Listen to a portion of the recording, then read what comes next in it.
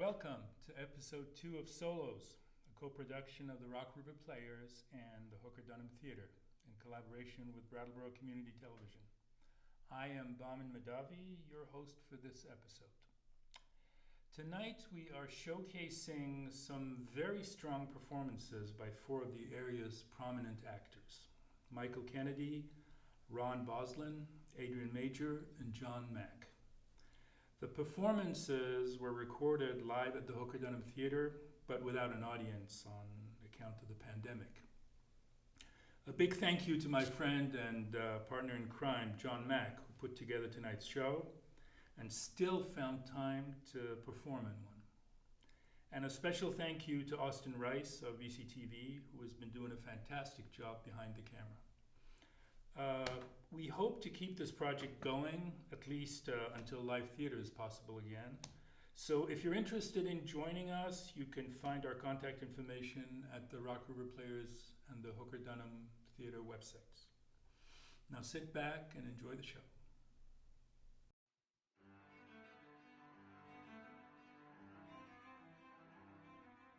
Michael Kennedy performs Shakespeare on Sleep, a series of monologues from Macbeth, Henry IV, the Sonnets, Hamlet, and the Tempest.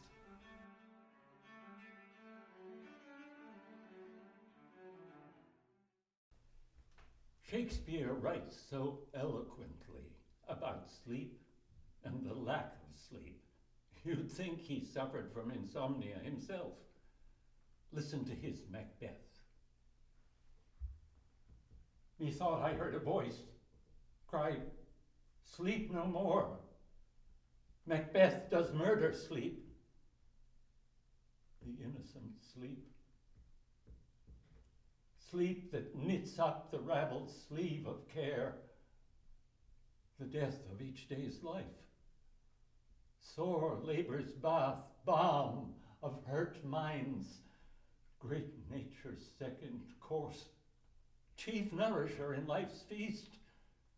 Still it cried, "Sleep no more," to all the house.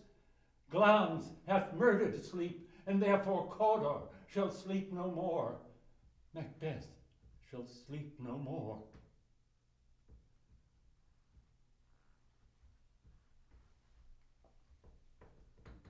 He's not the only one who's kept awake by a guilty conscience. Shakespeare's Henry IV also killed a king and stole his crown.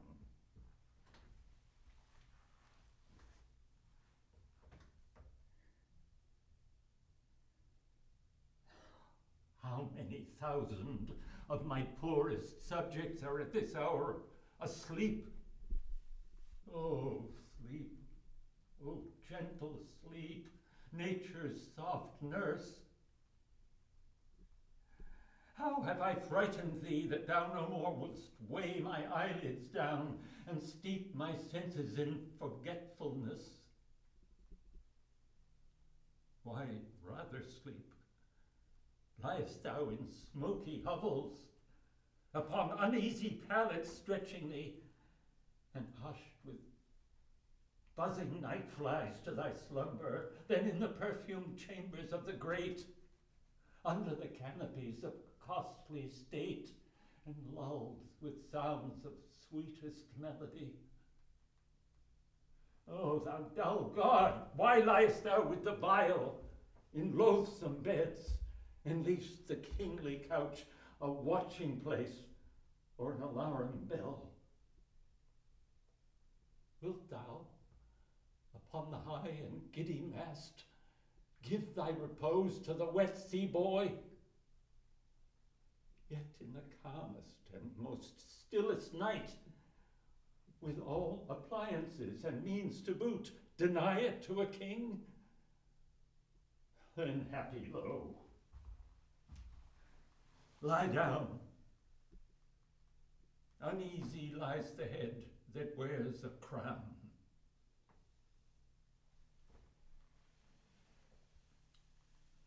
Shakespeare portrays Henry's grandson, Henry VI, as a very different kind of guy, a simple, pious soul not cut out to be a king. conscience is not his problem. War and treason are. But he shares his grandfather's fantasy that his lowliest subjects sleep much better than he does.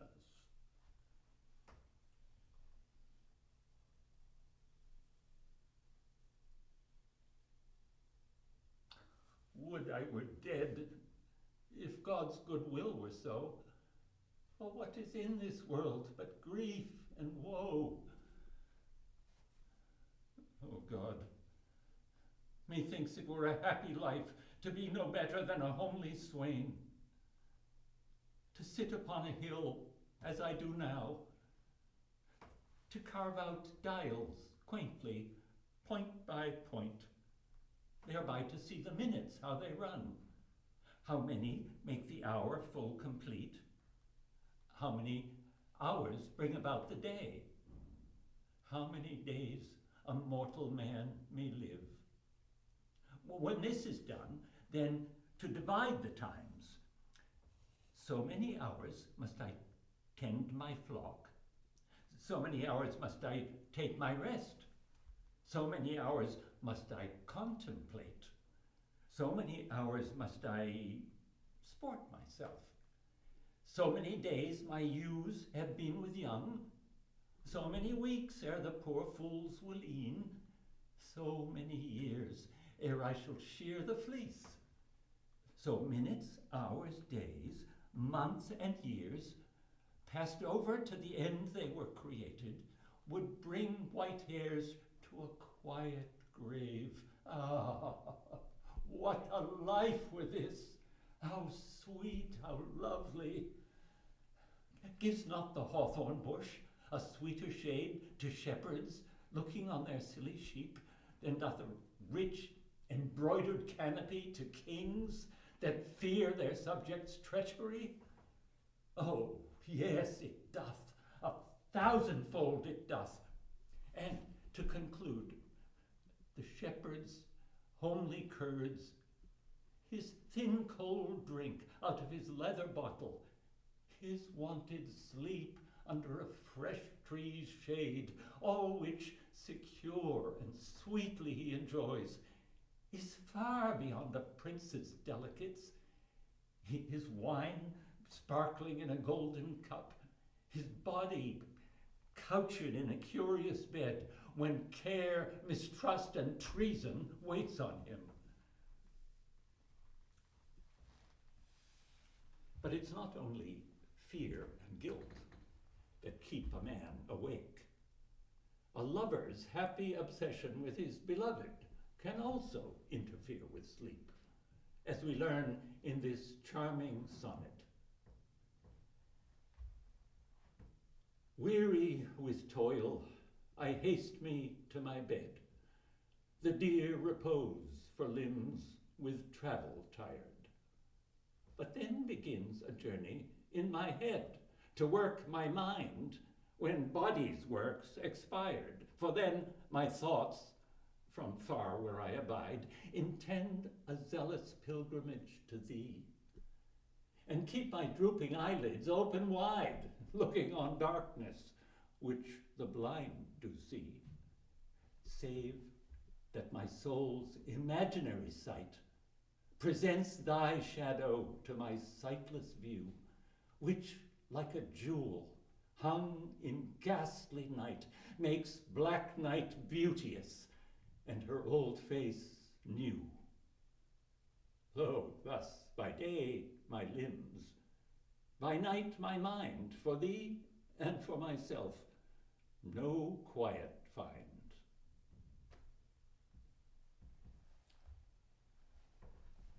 Sleep also serves as a metaphor for death, and sleep brings bad dreams.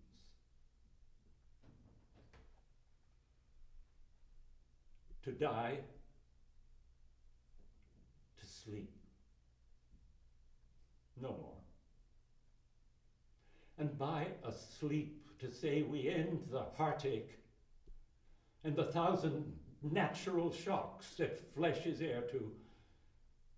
'Tis a consummation devoutly to be wished, to to die, to sleep. To sleep? Perchance to dream? Aye, there's the rub.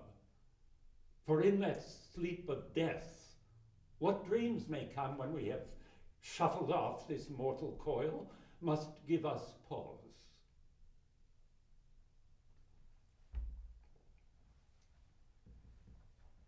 On the other hand, Prospero in the play The Tempest suggests that everything, this performance, the stage, life itself, is just a dream. Our revels now are ended. These, our actors, as I foretold you, were all spirits and are melted into air, into thin air. And like the baseless fabric of this vision, the cloud-capped towers, the gorgeous palaces, the solemn temples, the great globe itself, yea, all which it inherit, shall dissolve. And like this insubstantial pageant faded, leave not a wrack behind. We are such stuff as dreams are made of, and our little life is rounded with a sleep.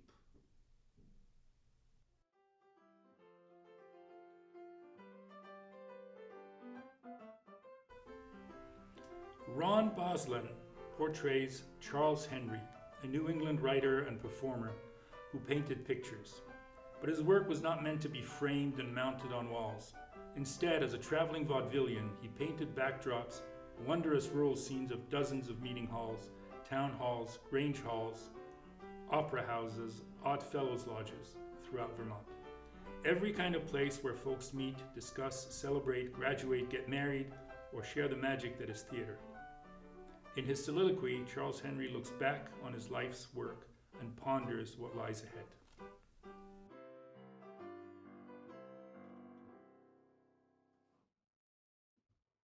Oh, hello, greetings, my dear friends. I am so glad to be back in your beautiful Hooker Dunham Theater. So many familiar faces. So very sorry to be late. Unavoidable circumstances. Well, I suppose if that horse hadn't been spooked by that squirrel in the road and run me 4 miles past my destination, my late arrival could have been avoided. But you know, it is interesting. I am not fond of horses. Oh, they're beautiful creatures, and I've painted any number of them. But they have got me in a fair share of trouble.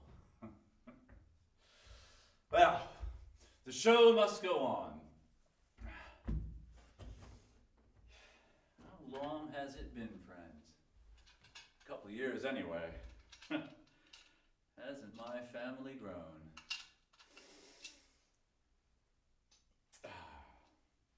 Now, it is amazing to me to think that this is our last show, our final curtain. Whoa, Nellie, just hold your horses right there. Not so sure I like the sound of that final curtain. You know, that's show folkies for end of the road. 25 years we've been traveling. It's been a long road, a lot of miles. All of them in New York State or New England. Most of them right here in Vermont. Never seen an Aegean Isle or the Mayans of Belize. Never seen a castle nestled in the Arden trees. But I can take you anywhere your heart desires to go. Just sit back, relax, and join me for Charles Henry's final show. Did you know I was born in Guilford? Oh, I was. Still go there every year for a visit, and I do another painting. Although my family did move to Massachusetts pretty quick after the monumental event of my birth. You want to know how all this got started? Well, truth be told, I suppose it started when I fell out of that tree when I was 8 years old. Oh, I busted my leg pretty bad. It was laid up for almost a whole year. Can you imagine an 8-year-old boy with nothing to do for a year? Well, there were soldiers drilling outside my window. Yes, boys getting ready to go off and fight for the Union. Do we have any veterans in the audience tonight? Well, we salute you. And now there is war in Europe. Now, I thought they might keep that fight amongst themselves, but after the tragic event a few weeks ago, the Lusitania, God rest all those souls. Well, I just have a feeling in my bones. Not even our peace-loving President Wilson can avoid the inevitable. Now, if I were a young man, or even just a younger man, I'd be the first in line to sign up and kick the Kaiser, but I am not a young man. Neither am I a younger man. But just for tonight, for one last time, I am your raconteur. So, back to my story. Laid up with nothing to do. One day I picked up a pencil and paper, started drawing those boys drawing outside my window, and my life as an artist began. Darkness and daylight mixing the colors. Darkness and daylight, colors of you. Shadows and moonbeams, contours and light streams in darkness and daylight. I'll paint it for you. Never been to the pyramids or an African Casbah. Never been to London or an Istanbul bazaar. But I can take you anywhere, no place is too extreme. Pots of paints, a brush, a curtain, and we will travel on my dream. Darkness and daylight mixing the colors. Darkness and daylight, colors of you. Shadows and moonbeams, contours and light streams in darkness and daylight, I'll paint it for you. My journey has been mystifying, how can it be true? I've never left New England, but I've brought the world to you.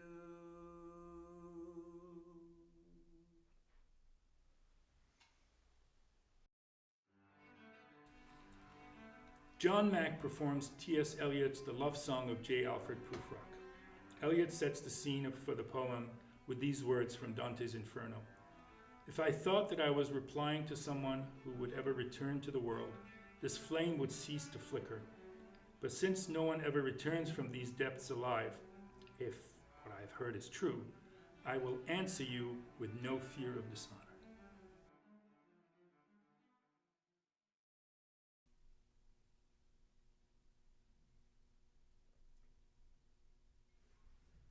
Let us go then, you and I, when the evening is spread out against the sky like a patient etherized upon a table.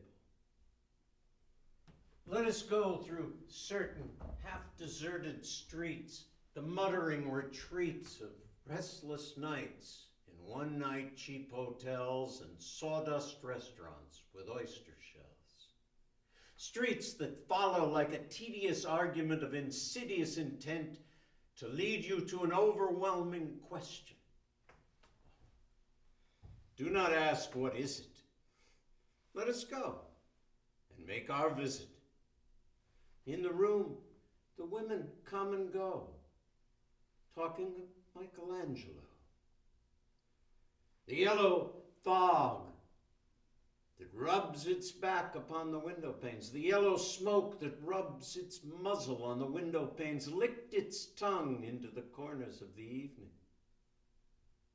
lingered upon the pools that stand in drains, let fall upon its back the soot that falls from chimneys, slip by the terrace, made a sudden leap, and seeing that it was a soft October night, curled once about the house and fell asleep. And indeed, there will be time for the yellow smoke that slides along the street, rubbing its back upon the window panes. There will be time to prepare a face, to meet the faces that you meet. There will be a time to murder and create, and time for all the works and days of hands that lift and drop a question on your plate. Time for you and time for me, and time yet for 100 indecisions, and for 100 visions and revisions before the taking of a toast and tea. In the room, the women come and go, talking of Michelangelo. And indeed, there will be time to wonder, do I dare? Do I dare? Time to turn back and descend the stair with a bald spot in the middle of my hair. They will say, how his hair is growing thin, my morning coat, my collar mounting firmly to the chin, my necktie rich and modest, but asserted with a simple pin. They will say, but how his arms and legs are thin. Do I dare disturb the universe? In a minute, there is time for decisions and revisions, which a minute will reverse. For I've known them all already, known them all. Have known the evenings, mornings, afternoons. I've measured out my life with coffee spoons. I know the voices dying with the dying fall beneath the music from a farther room, so how should I presume? And I've known the eyes already, known them all. The eyes that fix you in a formulated phrase. And when I am formulated, sprawling on a pin, when I am pinned and wriggling on the wall, then how shall I begin to spit out all the butt ends of my days and ways? And how should I presume? And I've known the arms already, known them all. Arms that are braceleted and white and bare, but in the lamplight, downed with light brown hair. Is it perfume from a dress that makes me so digress? Arms that lie along a table or wrap about a shawl. Should I then presume, and how should I begin? Shall I say that I have gone at dusk through narrow streets and watched the smoke that rises from the pipes of lonely men in shirt sleeves leaning out of windows? I should have been a pair of ragged claws scuttling across the floors of silent seas.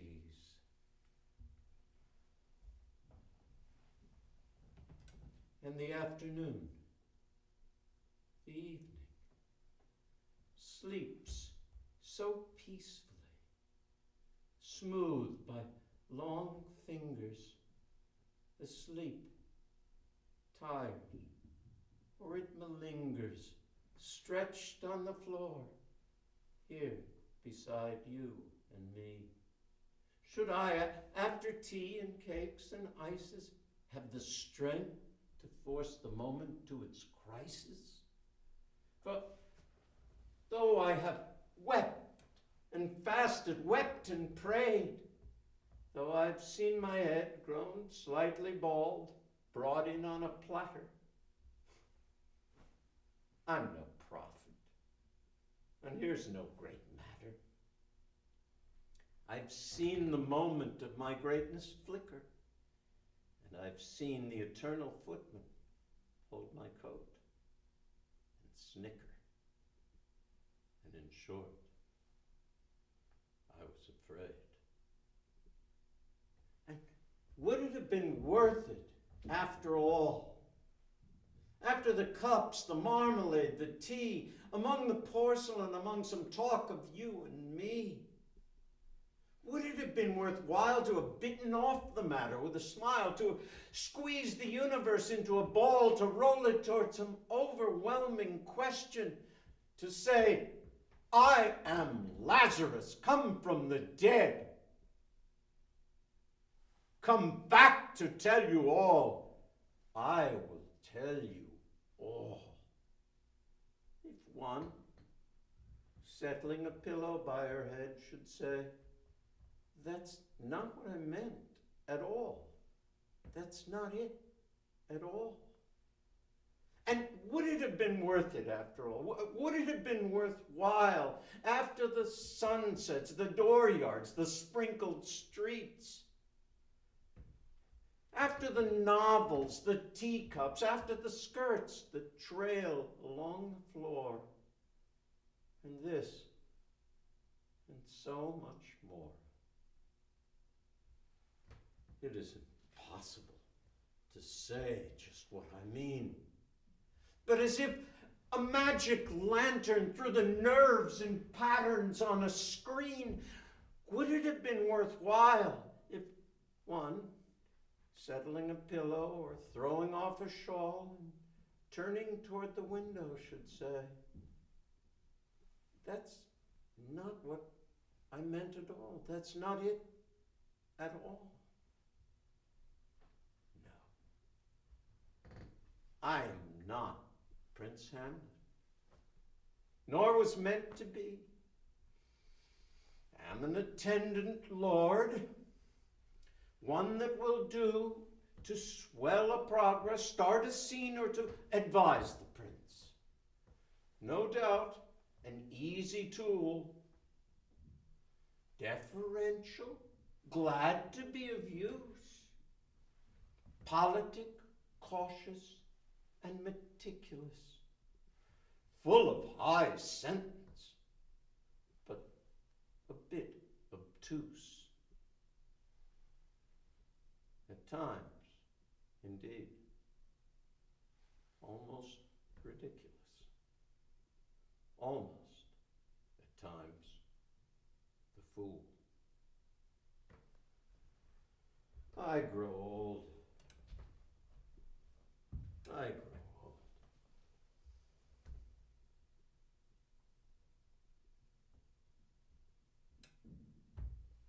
Shall I part my hair behind? Do I dare to eat a peach?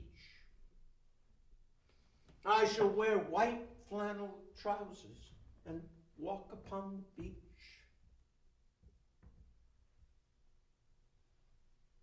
I have heard the mermaids singing, each to each.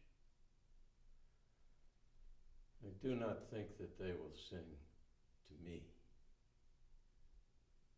I've seen them riding seaward on the waves, combing the white hair of the waves blown back when the wind blows the water white and black.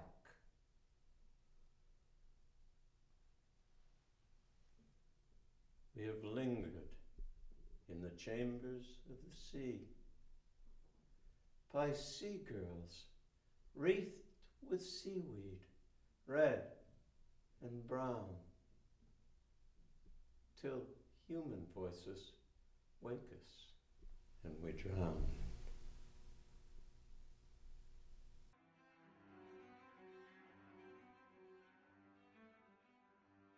Adrian Major performs a monologue as Prospero in William Shakespeare's The Tempest.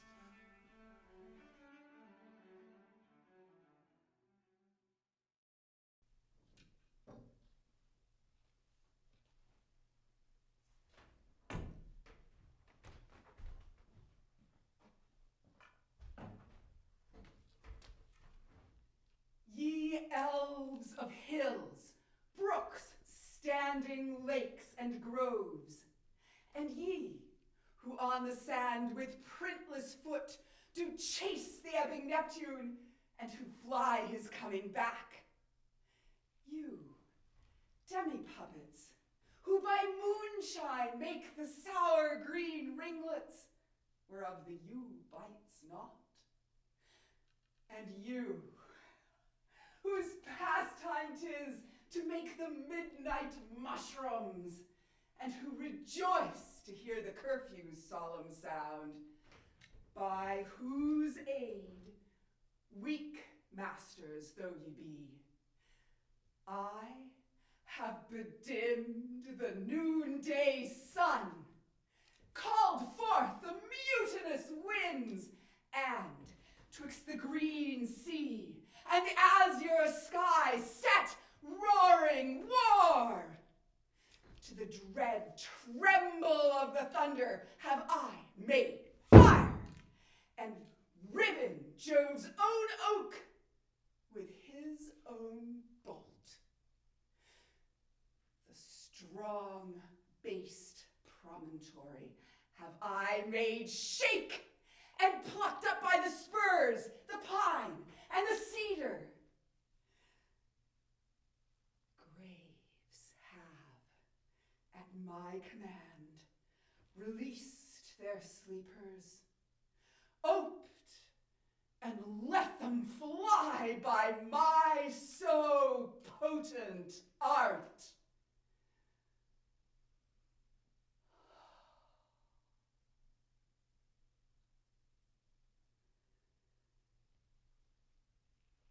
But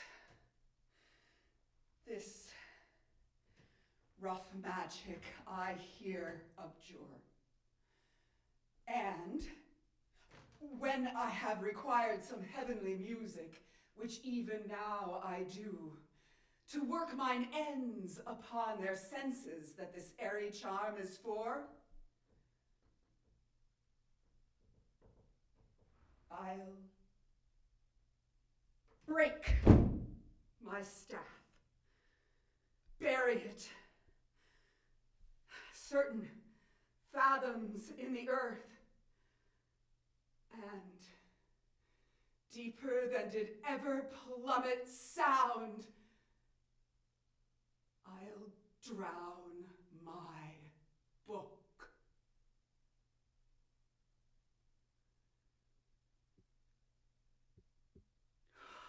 You do seem in amazed sort, as if in dismay. Be cheerful on my charge. Our revels now are ended. These are actors, as I have foretold you, are but spirits, and have vanished into air, into thin air.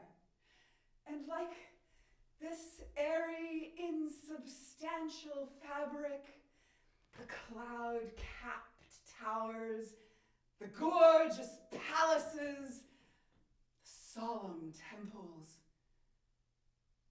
the great globe itself, yea, all that it inherit, shall, like this insubstantial vision faded, disappear,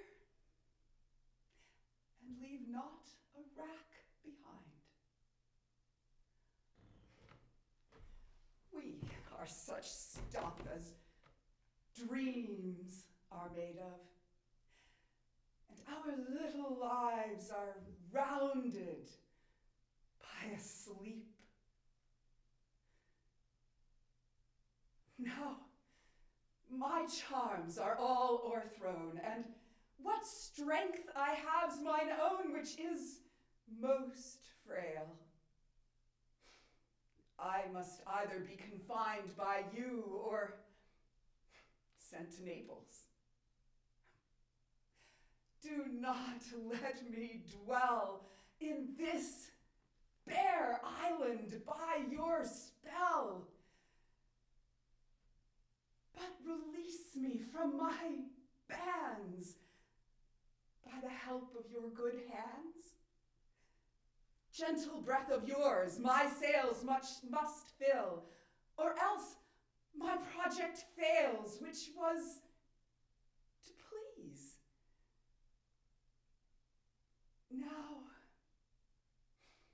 Now I want spirits to enforce, art to enchant, and my ending is despair, unless I be relieved by prayer which pierces so that it assaults mercy itself and frees all faults, as you from crimes would pardon be. Let your indulgence set me